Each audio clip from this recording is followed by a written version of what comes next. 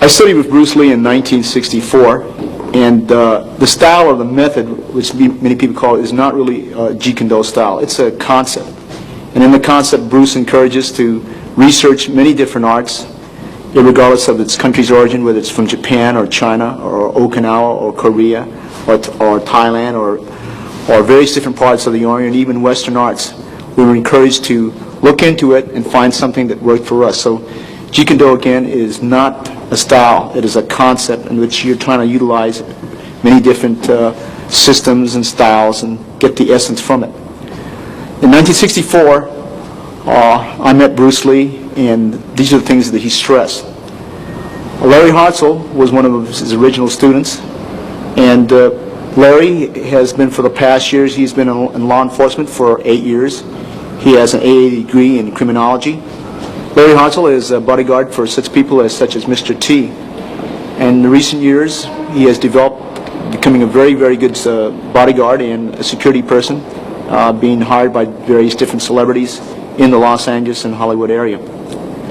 At this time, I'd like to introduce Larry Hartzell.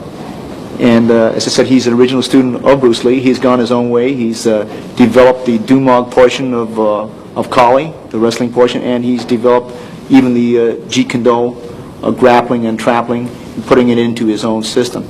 Originally, Bruce taught us various different trapping methods. For instance, if the punch was to come and we were to trap it, he would come back here and we would lock up. This would be the lock-up positions that we would use. So this is basically, Larry has taken it this way, and he's developed it, researching different grappling styles, and he's become sort of like our specialist in the Jeet Kune Do, in the grappling phases of the art. So at this time, I'd like to turn over the tape, and I'm sure you're going to enjoy it. Thank you.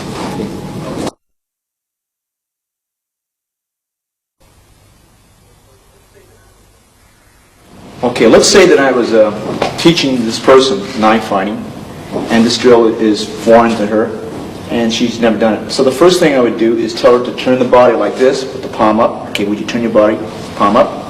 Okay, covering the center line, and switching to the other side, palm up.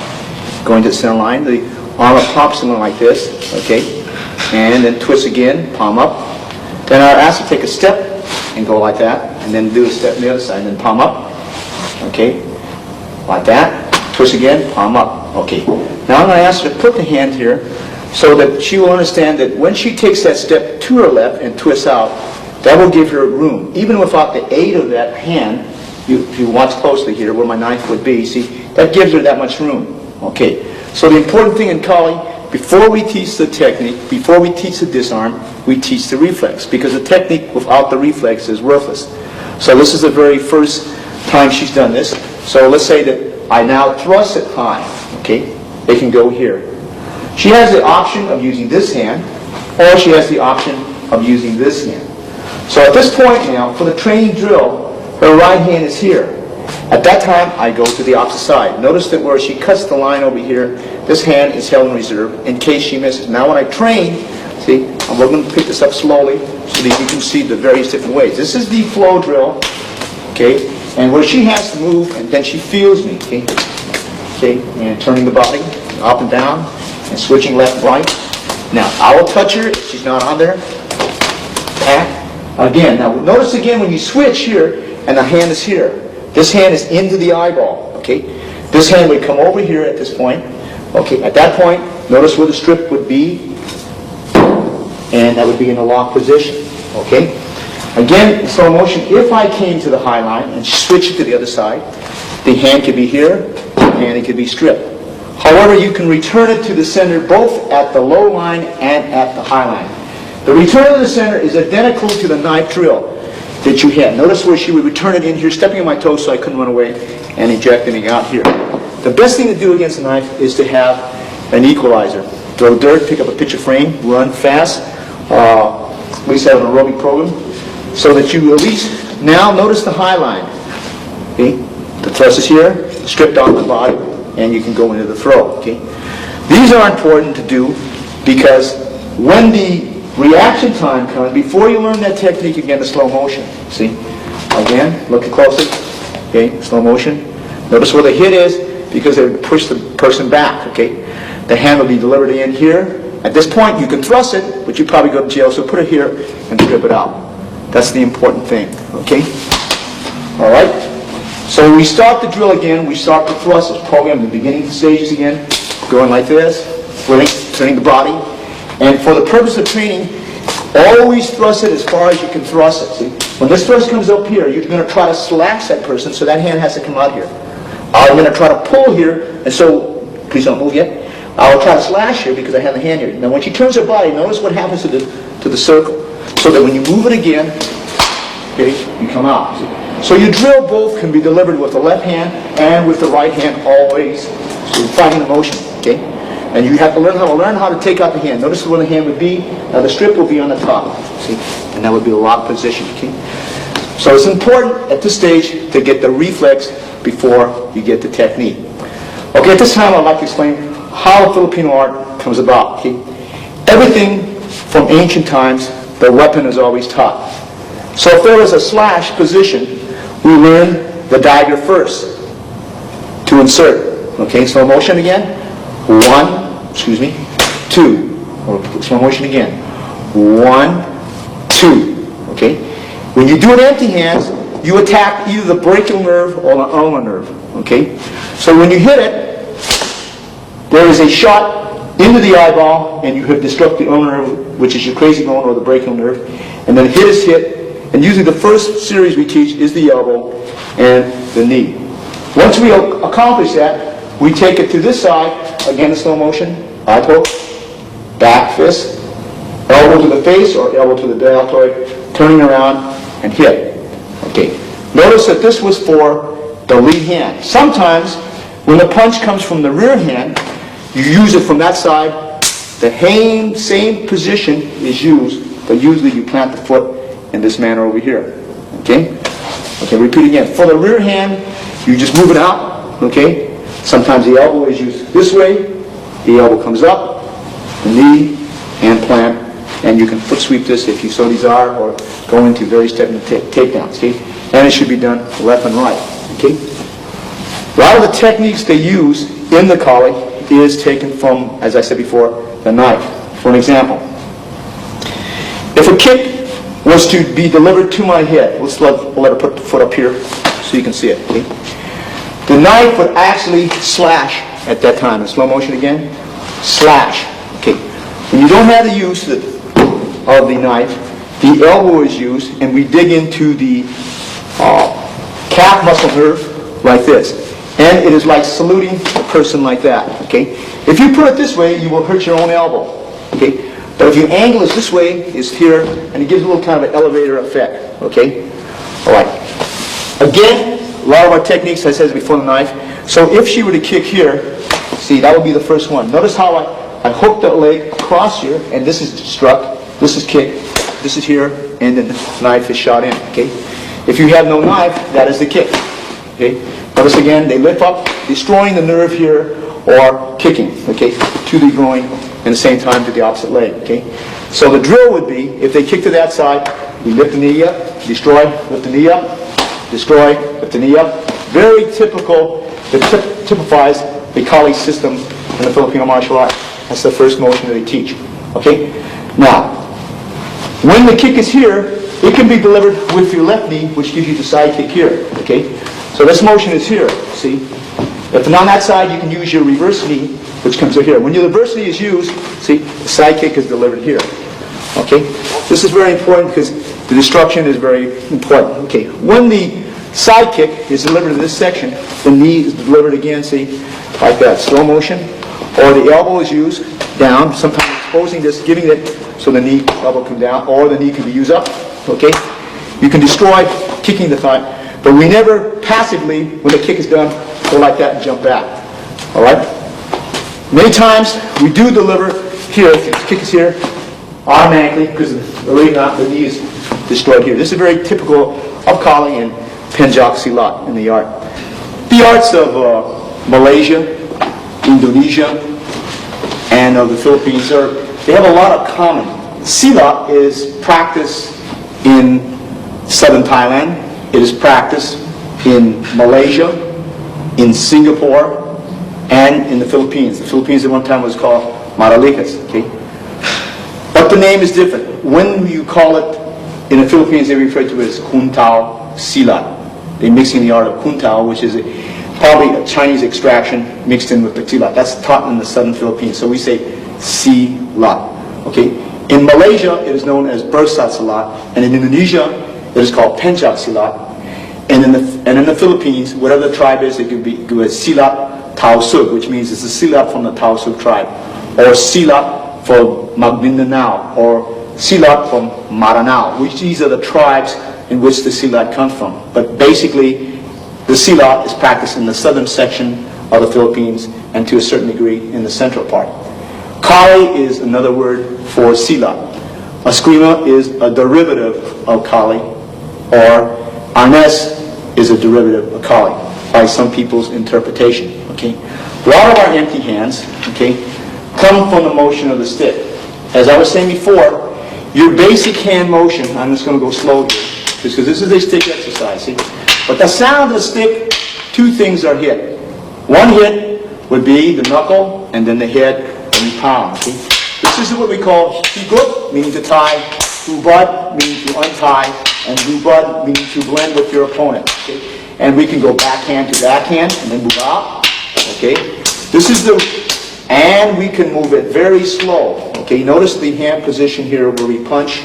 See? Okay, this is very necessary now to show you where the position would be. Usually done at high speed, but for the purpose of this film, we're going slow so that you can understand. See? At this point, all the tools are being used. The tool when to use the knee, the left knee, okay? When to use the various different kicks. See? That's one kick. That's the second kick. When to use sometimes the use of 3 kicks. Okay? Okay? This is the basic color drill. Okay? When to use the position of when that elbow can hit the crazy bone. Okay? And use it of the left elbow. Okay? And the use of the right shoulder. And the use of the left shoulder. These are all different lines in which we practice. It also teaches us when we find the different lines of attack or disarming. Okay? So basically, this is what we refer to as the Filipino system of self-defense because we use the tapi. Okay, in slow motion again, when you backhand, you tap, they tap out. Tap, tap out. This is the exercise which we call tapi or tapi. Or as the American Filipinos say, tap. In reality, we wouldn't do this long. But this is to exercise your trapping hand. Okay? Notice that when she hits with the puño, okay, she can trap on the inside of the hand. She can trap on the outside of the hand. Okay? So it is when she holds the dagger, exercise in slow motion again, tapping exercise would be like that. Inside or outside the trap would be. Okay? But in reality, she would trap and stick. Okay? Over here, she might come up here and grab and hit. Okay? So that when you practice all the way down the line, this could be a hammer fist, which is held this way. This could be a knife hand, which is held this way. It could be a half fist. It could be a finger jab. It could be some type of claw weapon or some type of method. So the exercise would still continue. Okay, that's the trap. Okay. Again, I'll go back to here. So there are 3 speeds in the training of the hands. We call it. Okay. Notice now I am going to lose one of the weapons. Okay, she will strip on this weapon. Okay, out, and we will continue the flow. Okay, now notice how narrow. In the beginning, we might not be this narrow. See? Okay, we're going to back up just a little bit over here like this. Okay, okay, and we go high, and we use the backhand just like you had the same backhand again. See? Then we come over here, using the fist, the training. Notice over here, we could destroy the fist at that time. This is a very favorite one of a lot of calling men. See, why the destruction of the fist comes from the movement of the dagger. So if I were to punch, notice how this takes the place of the hand. So now the elbow does the same work as that dagger. See, all the motion are from the movement of the dagger. Okay, now, it can be done very, very slow. See, this is one of the cases. When I look in systems, and this is part of the Jeet Kune Do concept, This looks like Tai Chi, but it's not Tai Chi. See? In actuality, see, you're not going to spend this long. See? You would move into different variables. See, this is one of the tactics that you might use, okay, to get into so that you sweep the foot, okay. In reality, when they punch, it would be one motion, and that you would be in, okay. But in the training flow, you do this. I look for similarities because there's similarities in every system. For an example, if you were to punch and I do a Pak Sao, as they call Wing Chun, and I do a Lap Sao and Gua Choi, and I trap and hit. Very common technique that I learned from Bruce Lee. Okay. But you would think that's only in one particular system. But if you notice closely, a system from Kali derives in the same principle. See? Notice that you trap the hand, you come back here and hit. Okay. Let's take another similarities because it's very, very important. Very important to realize principles and concepts because every style has it. And so what we have done in the Jeet Kune Do process, to remember again that Jeet Kune Do is not a product, it is a process. And the concept is to absorb what is useful. So we have borrowed a lot from the Filipino martial art because it's not a system, because what we want to do is improve ourselves. Okay, let's take a very common. When you trap the first barrier here, and you trap the second barrier, that's 2 shots. But that also exists stick-wise and an empty hand in Kali. They might do it just a little bit different. Notice the first trap, notice the second trap, notice the elbows here where we can go into the locking of the arm and going into the hits. Okay? So always look for similarities to improve your skill. Okay? For an example, you have a high, a low, and then a high. Very common one that we learn to go like that. Notice the hand position over here. So if she taps low, she goes up high. Okay? She has a rear hand, so she has to trap the rear hand. Okay? Very common technique, low, high, and then trap and hit. Okay? But you can find that thing, if I handle the knife, which is one of the very basic ones we use in the Kali system because we learn it from the knife and then go in the empty hands. Notice that the identical technique, if she plunges it low and then she goes high, it's already here. If her hand comes here, the only other possibility is to put it down here and the knife will be here. Yet there are 2 different disciplines, practically, but from different parts of the country. Okay? So that's important to realize in anything that you have different types of arts, but they look for similarities rather than dissimilarities in different arts. Okay? Some systems depend on long range. Okay? Some people depend on close range. Some people depend on what we call ground fighting. Some people depend more on grappling. But the main point here is to develop various attributes at that level. Okay? Just as there is sticky hands in Wing Chun. Okay? This is the concept of Wing Chun. Okay?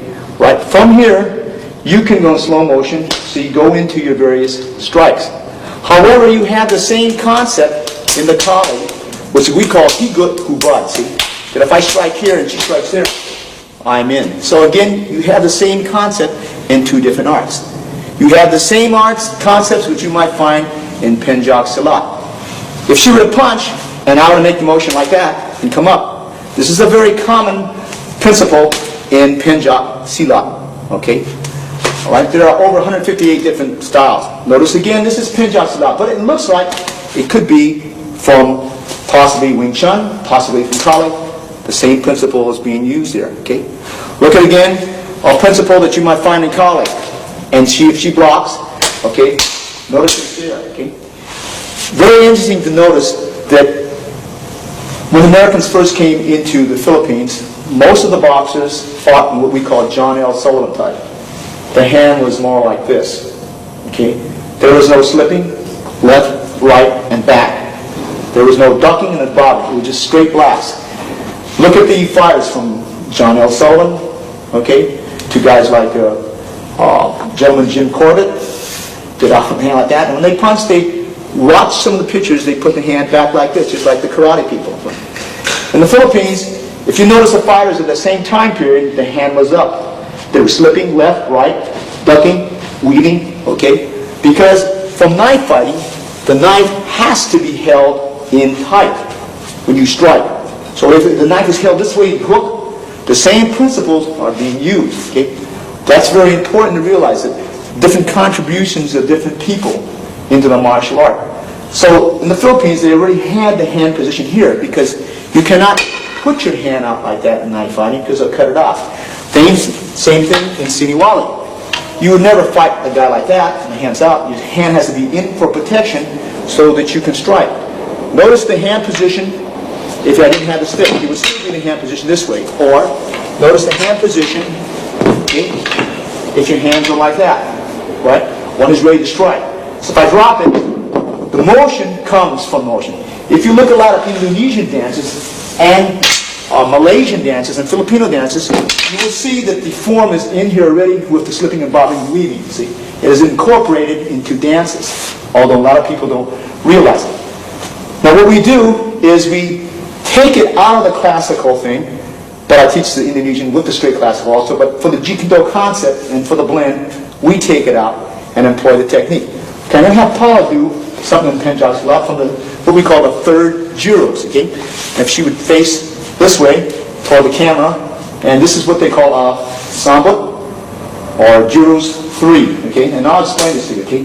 This is traditionally done to the sound of the drum and Indonesian or Filipino or Malaysian music, okay? This one here is an Indonesian form. Should I ask you to do it one more time so the audience can see it again? This is a classic, where all techniques are taken from that motion. That's a sambut. Okay, now notice that the first sambut, if I have her face the camera again from this angle over here, I'm doing the first motion of that particular gyros. Notice that motion here. Now, this motion here can mean three things.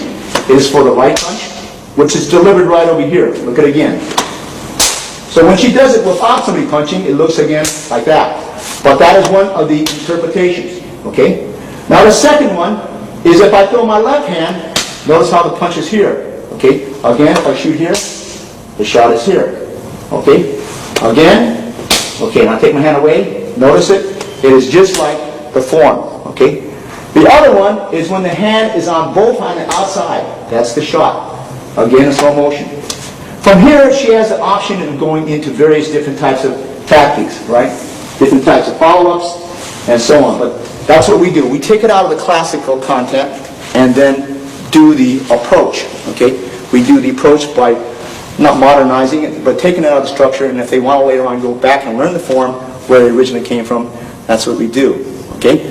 The next thing that was very common in the Jeet Kune Do concept and in the Filipino martial, we like to train the attributes, because the training of the attributes are very important, okay? Now I'm going to use her to just go through some of the basics, not a whole workout, but I would like you to come back here, okay? We want to train various different tools of the body. So what we do is we incorporate the drill, whether it comes from Muay Thai, whether it comes from Salvat, whether it comes from Filipino Kali, whether it comes from Wing Chun. We take it and we put the drill into hitting drills. Okay, for an example, if I'm training this young lady, okay, we first put her either in the left stance or we put her in the right stance. And if it's in the right stance, we go this way, and if it's this way, we hold this way. Okay, we start off with a jab. That would be the jab. Okay, that would be the jab. Okay, jab and jab. Okay, after we learn that, then we go into the next basic, and usually the next basic is jab, cross. Jab, cross, jab, cross, jab, cross.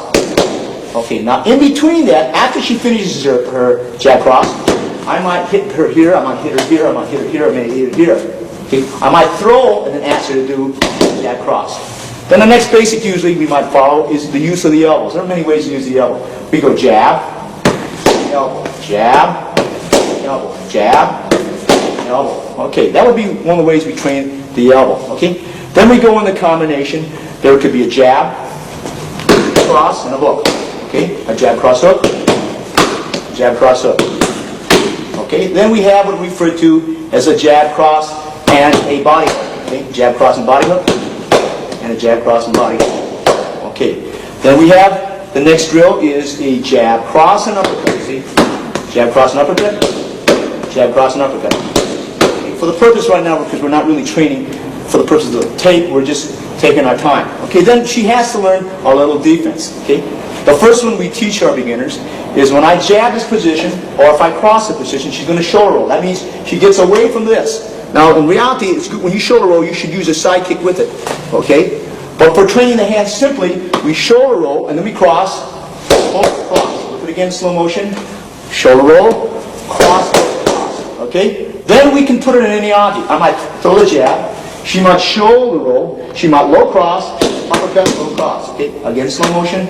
Shoulder roll, cross, cross. Okay, at this time, we want to learn evasive motion. So we go what we refer to as the bob and weave. Common to Filipino boxing, common to Western boxing. So if I throw my first jab and she catches it, okay, and I throw the cross, she bobs over here at 1 o'clock and weaves out to 11. Slow motion again. That becomes your hook. Cross, hook. Again, we'll do it 3 times for the purpose of the tape. Okay. Again, bob and weave, cross, cross. At the time, if I'm training her, I would correct her on different body positions, but not correct her too much, as that she might lose the flow, and correct her, let it go. Okay. All right. Now, if I jab over here, I'm going to hook. So she does the bob and weave in the opposite position. These are not the only targets we use, but right now, bob and weave, okay, cross, cross, okay, in slow motion again, jab, she bob and weave, cross, cross. Sometimes she's unable to bob and weave, so she catches with the front hand, and she covers, okay, so in other words, I jab, okay, and then I hook, she catches it here, and she hooks, cross, hook, okay, in slow motion again, I jab, and she covers. Notice how she's covered, okay, hook, cross, hook, okay. A lot of times when I throw the cross, she is going to be countering inside. She has 3 options. She can do the shoulder stop. Okay? See how it pulls me off balance? She can do a bicep stop, which is here. She can do a straight arm deflection, okay, which is over here, okay? She can actually hit the face, but we don't do this for the drill, okay? All right. So when she does a shoulder stop, let's say, I set my target. 1, 2, 3. Does it always have to be that? No. You can set your target. In slow motion again. I put my foot glove, see my elbow, elbow, elbow. Look at it again in slow motion, okay? She covers the stop. She puts it over here. Elbow, elbow, elbow. Okay, now, those are the ways we train it, okay? Because there's many, many drills, and you can almost take a tape, maybe 3 tapes, on just how you use your basic tools, okay? A lot of times, if I'm jabbing, I'll show you why we do this. If I jab, and if she parries my cross, the elbow would be here. The knee would then follow here once and twice. This we like to do because they do this a lot in Muay Thai. Okay? So again, in slow motion, 1, 2, parry, elbow, 1, 2. Okay? Now, because your right hand cannot get back, if she were to elbow here, my face would be exposed. Okay? Right? And then we go 1, 2. Okay? At this point over here, all right, so that she practices the elbow first, she will treat my jab as a cross. She will catch, parry, elbow, double knee, 1, 2. Look at it again in slow motion again. Okay, so you catch, parry, elbow, 1, 2. Okay, now this point is very important. Okay, when you strike over here, you want to have the body inclined back at a 45-degree angle. This is something we love in Muay Thai. And a lot of the people at the academy on the process, we do what we call the knee. Notice if you lean back forward and the knee is here. Now I'm going to take her hands down here so you can see why. See? Okay? So that when I punch and her hands are down, I'm going to run right into it. Okay? In Thailand, the most dangerous weapon is the knee. If there are deaths in Thailand, and unfortunately there are, 70% will be done with the knee. Other 30% will probably be done with elbow and with the feet. But the knee is considered. Now notice where the hand goes. 1, 2. The knee is here. This one's going to snap with the elbow when it lands 1, and that elbow will come over here. 1 and 2. Okay, in slow motion again. Okay. Notice the knee pump action. 1, 2. Okay. Or it could be followed by 2 elbows after the knee. Okay. 1, 2. Okay. Now watch. You should come up with the knee first. Okay. Knee over here. Then the elbows planted here. 1, 2, okay? All right, I'm going to do this in slow motion, okay? So you have the choice from going from elbow to knee. If she punches, okay, and you come over here, your hand comes on the outside. Notice the position over here. The knee is delivered here. The snapping of the elbow is here, and the down elbow is delivered down. Okay, in slow motion again, okay? All these drills, see you automatically do this into flow. Okay. We are taught at our academy, or we'd like to teach our people, that if they do the same technique, right, and you start with Muay Thai, and you're going Muay Thai, that at any point you can go to Silat. Silat is a very slow little foot sweep over there, so you understand the possibility, so that you can flow from art to art without even knowing when you flow from art to art. Okay, now we work the legs. Okay? The legs we take from various different arts, from the jump, from kickboxing, from Sabat, and from the Muay Thai. In Muay Thai they go through, but right now we're not going to be working on Muay Thai. We'll work a little bit more on things like Sabat. Okay, we position the hand position. In other words, if she wanted to kick, and Sabat kicks with the toe of the shoe to the kidney, okay, right there in the kidney, it would be here to the kidney. And they use the toe of the shoe because the toe does the damage. Okay, all right. Notice where we put the glove. See, that would be okay. Again, slow motion. See, so that she has the target practice here.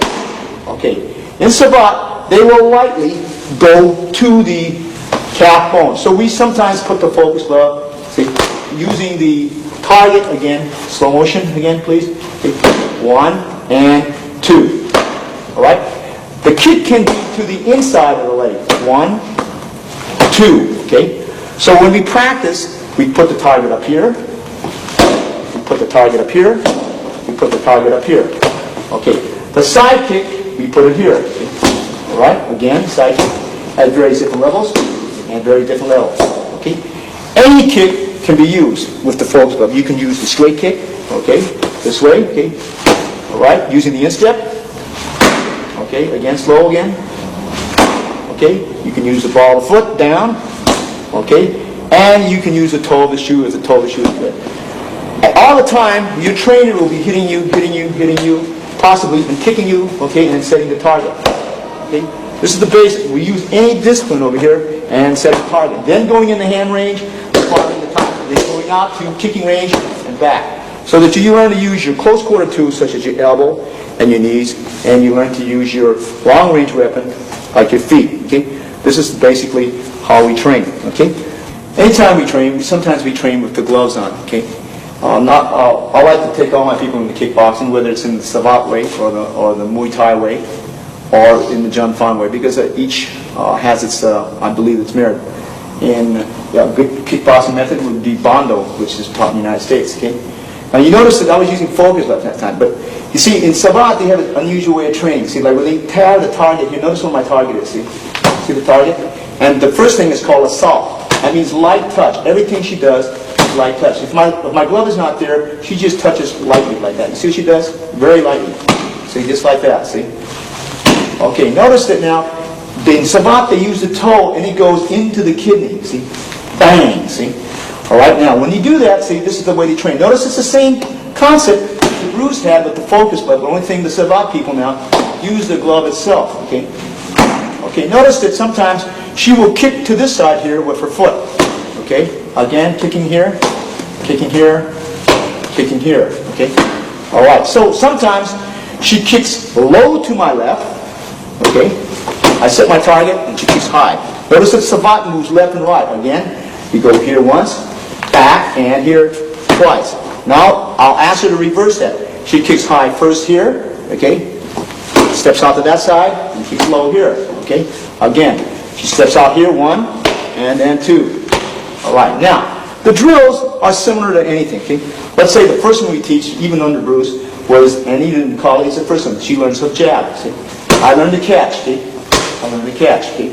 I learned to catch, okay? That's the catch. Now, when the punch comes again, I learn to parry it to the left. See, that's the parry to the opposite side, going in this direction, over here, okay? All right? Then, we learn to parry from here, see? See the hand? Just the hand, because we're going to fire that hand here, fire that hand here, fire that hand here. Now, when she parries to the front, in the beginning we teach to catch. But when we catch, I learn to catch and fire back. In slow motion, 1, 2, slow motion, 1, 2. Okay, for the purpose of the camera, we'll turn around in this angle again. So when we jab, you jab, and I catch. Okay, this is a very basic one, even before you start the spar. See, 1, 2. Now, later on, she throws a jab, she throws a cross, and you come in. Slow motion, 1, 2. Notice where the hit would be. 1, 2 is in the face. 1, face. 1, 2, in the face. The other way now, if you catch this over here, and she throws across, notice where my hand position would be. Okay, slow motion. 1, 2. For the purpose, I'll hit to the gut. 1, 2. Purpose, hit the gut again. 1, 2. This is the way we train. Rather than take it from the set, we do this. Okay? And from here, again, very common one they use in Kali is they go here. See? Notice that I'm hitting the bicep every time she hits with the cross. 1, 2. And automatically, if you're using the elbow, your foot will be up. Okay, now, at this point over here, you are educating both hands. Let me show you something very different between Western boxing and Filipino boxing. In Western boxing, the minute they jab, a lot of times, and if they don't bob and weave, and they throw this hook here, they cover like this, okay? Maybe we just put the ear here, okay? Now notice the difference. That's the first difference. Notice how we monitor that other hand. Notice that when she hooks, notice where the elbow would have reached. It would have hit the face at that point. That is one of the very basics that they do in Filipino boxing. They monitor this hand. That hit is right here on the bicep here. So you have this one that goes to the bicep. You have this one here, so look down a little bit. We go to the rib cage. And we have this one over here that goes to the face. We also, at rare occasions, when they jab and they hook the front hand, roll the bicep here. And I'm covered here, see? And that elbow is here, which gives the elbow here, which gives the elbow over here. So this is some of the things that they do. The last two elbows were from Muay Thai. Muay Thai has something good in the elbow because they always cover the head like this. Kali puts their hand here, which I prefer to use in Muay Thai fashion because it covers the head. So if she elbows me here, she's going to cover her head, see? I cover my head, okay? She covers her head, okay? Okay, another useful drill you have, whether in kickboxing or in the street, is your shoulder roll. When you shoulder roll, and she crosses the first one, I'm going to move my cross back, shoulder roll, shoulder roll, shoulder roll, shoulder roll, shoulder. Notice my catch is with my rear hand. However, it can be with my front hand, see? Then you learn to time the motion because you might go in and then go out here, strike, up, and over, and go into various different combinations, okay? All right, so this is basically the way we train at the gym. To get a combination off, we like to, if she throws a 1-2, okay, and then she round kicks to my side. Okay, so I might train like that, 1-2 from here, bang, that's savat. Look closely, the difference between savat. When they shoot this to here, the classic position, they hold the hand out here. But a lot of people now in savat now are going like this. As Muay Thai, when they throw a 1-2, they use the whole shin. The whole body is turned and lifted into this motion. Now let's look at the difference between similarities, which you can go on to. Okay. The basic difference in that same technique, again comparing the three arts. Okay. In a savat, if you throw the 1-2, they keep the distance and they use the point of the shoe going like that. In Muay Thai, they want to get as close as you can to deliver the shin into the thigh, but they both do pretty good damage when you hit. Okay? Now in Kali, they will do the same thing. And like Punjab, once they kick, they stay. Because this is important. Notice to the body, notice the foot. I'm going to do this very slowly, okay? So that you get the basic idea, okay? Okay, let me explain again the Jeet Kune Do concept. First of all, Jeet Kune Do is not a style. It is not a product. It is a process in which we use different disciplines, whether it comes from Muay Thai or whether it comes from Zavat or Kali. If we have distance and if we have a weapon, we use weaponry, okay? Because that is your greatest advantage, okay? Okay. Now, if you don't have a weapon at different ranges, you can go from art to art. Out here, I could be kicking any system. Northern system, southern system, Muay Thai, any position that you want, okay, you can do anything. That's kicking range. So whether you use Bando, Burmese boxing, or whether you use Muay Thai, or whether you use Savat, it doesn't matter. Okay, let's say that this person is standing here. At this point, for purpose of illustration, I might use what they call the sachet, okay, that they use in Savat, which is like that, see? When I come in, I can go into Wing Chun. At that point, I might flow into Western boxing, okay? At another point, I might go into a lock similar that you might use in Jiu-Jitsu, and for the purpose of camera, I'll take the person down like this and lock the person here, and maybe go into any system that employs this type of lock, whether it be Jiu-Jitsu or Aikido or Kali or Penjak Silat. Now, you notice that we went from system to system without a flow. Okay? I might stay out here, use any particular kick, break into Wing Chun range, and right from here, use a Muay Thai elbow, all right? And for the purpose of camera, I'm going to go slow and come into various lock position over here. Okay? This is what we call the Jeet Kune Do blend. It is not a system where we go from discipline to discipline without a thought process. And this is very